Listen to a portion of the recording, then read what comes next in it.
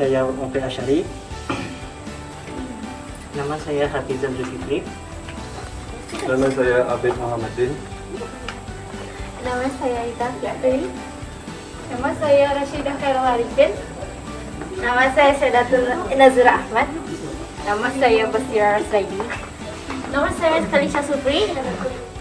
Nama saya Sotika Sabri. Kami ingin mempersembahkan video Harris Industry. Enjoy!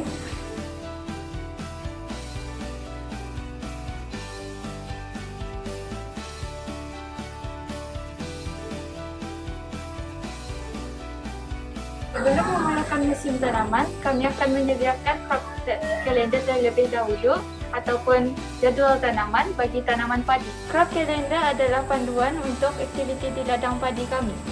Di antara aktiviti yang ada dalam crop calendar adalah seperti penyediaan tanah, penyediaan semayan padi, penanaman, pembajaan, kawalan serangga perosak dan penyakit, dan terakhir sekali penuaian. Di samping itu juga, tarikh untuk melaksanakan aktiviti tersebut juga dicatat di dalam crop calendar. Oke, ini adalah tempat membuat semai biji babi. Jadi kita akan menaruhkan tray ini ke sini dan dia akan melalui semua ini. Oke, ini proses pembikinan semai. First stage, dalam kompartmen ini dimasukkan sekam.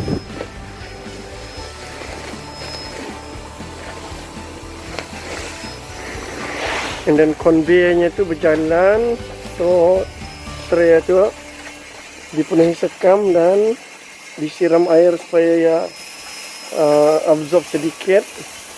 And then di sini tempat benih dimasukkan. And that ya gugur dari atas, and then masuk ke tray terus.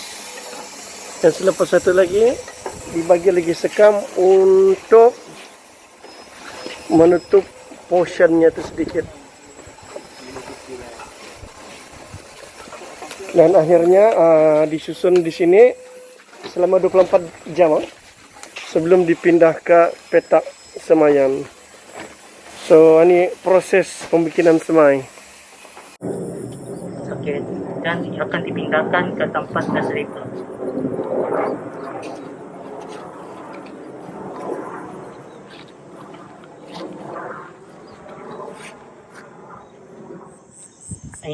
Ini adalah tempat nursery plot. Jadi kami akan mengampaikan tray ini ke bawah dan mengisi air secepat mungkin. Oke, seterusnya memasang net. Di siring ini akan dipasang dengan net hitam dan di atas net putih supaya burung tidak makan benih. Oke, selepas itu semayan tadi akan dibiarkan selama 2 minggu. Selepas 2 minggu, ia akan dipindahkan ke lot besar untuk transplant dan menanam.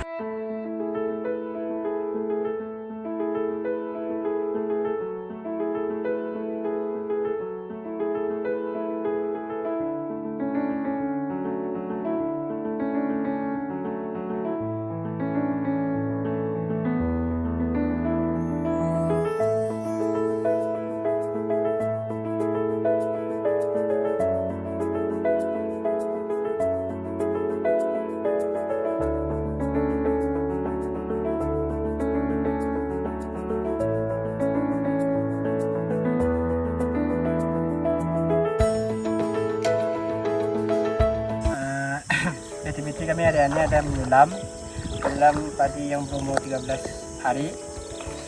Jenis varieti padi ini adalah Sembada 188. Ini contohnya yang berumur 13 hari. Kenapa mesti disulam? Pasal padi ini ada yang ada tumbuh sama ada bekas kena makan siput. Contohnya macam ni. Ini habis makan siput yang banyak putus. Ini adalah siput yang merosak padi. Ibu ini suka makan padi yang berumur 0 ke 20 hari. Cara untuk mengatasi siput ini adalah menggunakan racun yang bernama sipus dan membuat satu perangkap untuk menangkap dorang semua, dan apabila menangkap dorang semua boleh dibuang atau dibunuh. Dan dorang nanti siput ini boleh buatkan jadi racun. Siput adalah tandingannya. Ini adalah jenis talu siput. Dia berwarna macam pink dan yang bertambuk. Talu siput ini dijumpai dalam setiap arah batang. Siapa orang akan bertalu di arah batang tempat kering, antara di siring ban, tempat kayu-kayu atau rumput, atau arah padi. Sana dapat orang bertalu.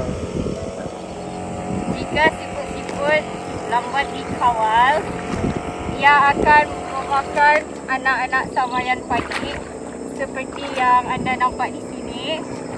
Ini adalah punca anak-anak samayan telah dimakan oleh siput yang tidak dikawal awal.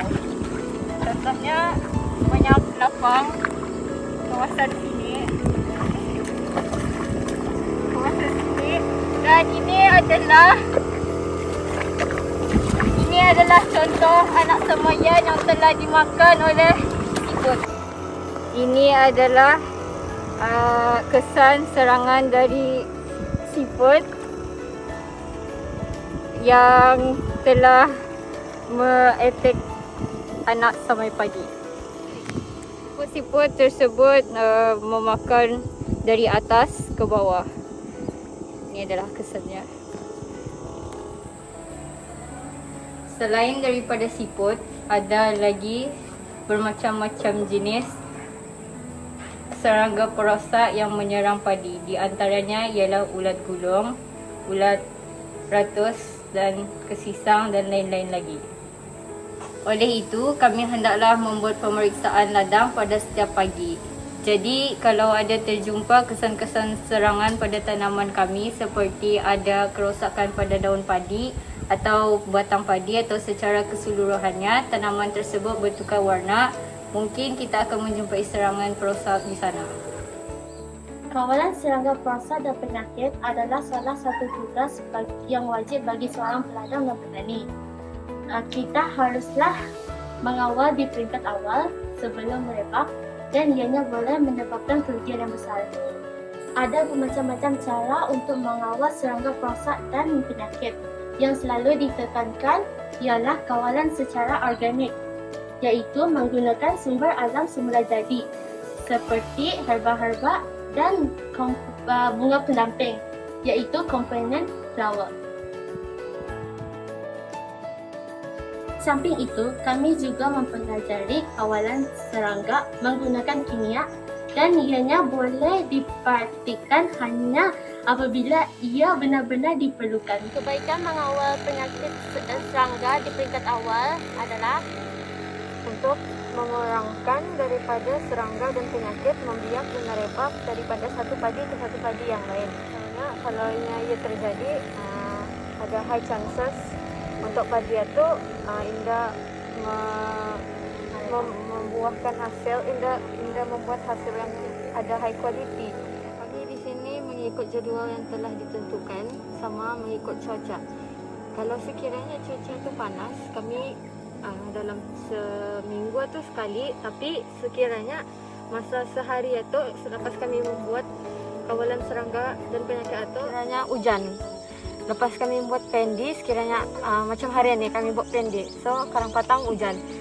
Pendi yang kami buat pagi ini hanyut kena wash away sudah oleh hujan. Kita kami mesti buat lagi untuk mengganti spray yang harian ni. So kesisang aphids dan sebagainya tu, ia tumbuh, ia ada, memang ia ada, tapi ia dapat dikawal. Dalam semusim, pembajaan akan dibuat sebanyak 7 kali mengikut crop calendar yang dibuat oleh kami. Pembajaan ini akan dibuat mengikut jadual yang ditetapkan dan keadaan cuaca. Pentingan membagi baja sama seperti pentingnya membagi manusia makan. Jika sekiranya manusia tidak diberi makan, ia akan menjadi kurus. Sama juga pembajaan bagi padi. Jika kita tidak membagi baja kepada tumbuhan padi, ia akan tidak subur dan kurang sihat dan menghasilkan kurang pendapatan. Hari ini kami melandak.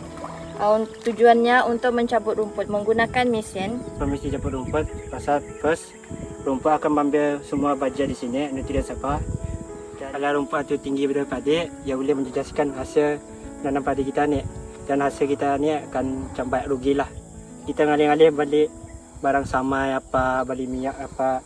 So rumput ni mengacau. Kita hasil kita tu adalah income apa.